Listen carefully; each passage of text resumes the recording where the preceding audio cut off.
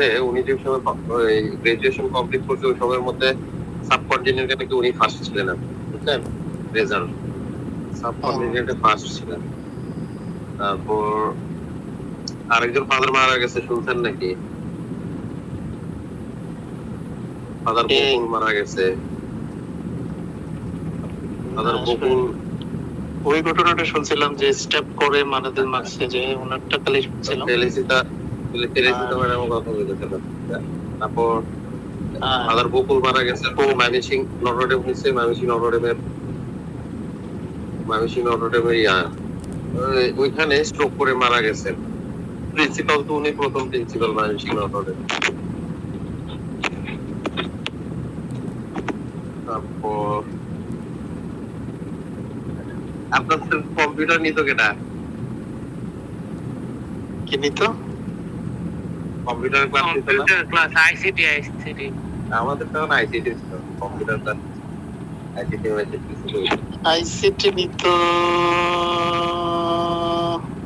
আপনি তো আমার পুরান ইয়াতে মনে করাইতেছেন, বুঝতেছেন না? মেমোরি শর্ট টার্ম থেকে লং টার্ম করে নস্টালজিক হন, মাঝে মধ্যে একটু নস্টালজিক ভালো লাগে। আমার মনে থাকে না, আমি 2-1 মাস আগে যার সাথে দেখা করি ওই কন্টাক্ট না থাকলে আমি ভুলে যাই। কি জানি একজন নাম ছিল, অনেক বড় নাম ছিল। বললে সকালবেলায় যে কি জানি বলতে গেল একটু মনে করাই দেন। হ্যাঁ হ্যাঁ, আমার একদম মনে থাকে না।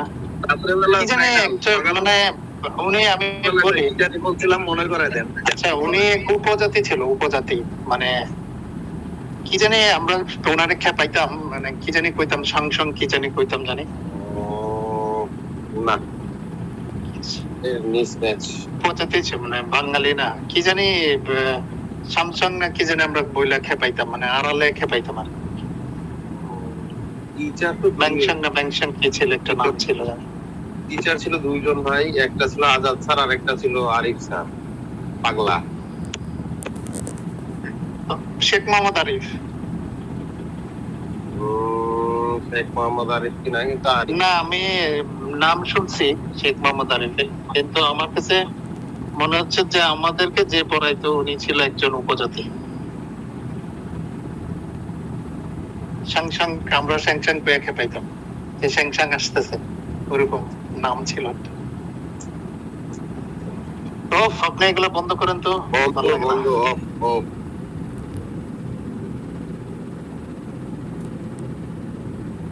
রিইউনিয়ন হয়েছিল তো, গেছিলেন নাকি?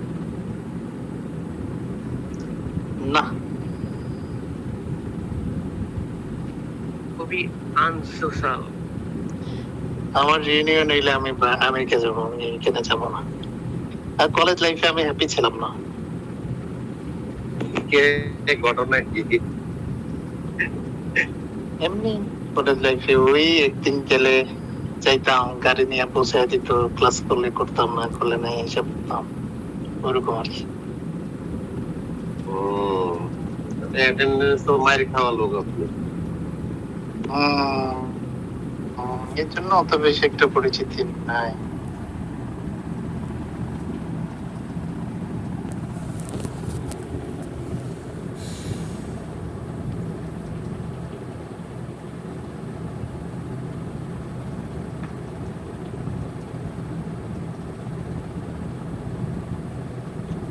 যাই হোক, আপনি এক্স-ম্যান।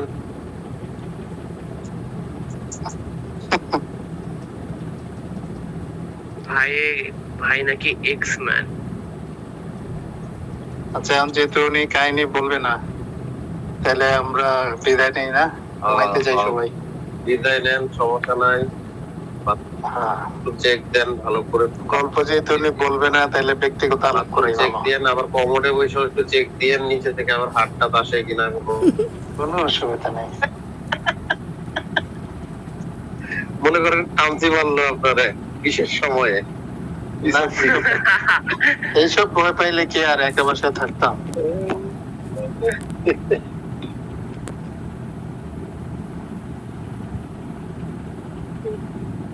ঠিক আছে, ভালো থাকেন সবাই, আল্লাহ হাফেজ। সবাই ভালো থাকবেন না? ভালো থাকেন, কেউ কেউ ভালো থাকবেন, আল্লাহ হাফেজ। পরে কালকে আবার কথা হবে। অবশ্যই। Bye bye.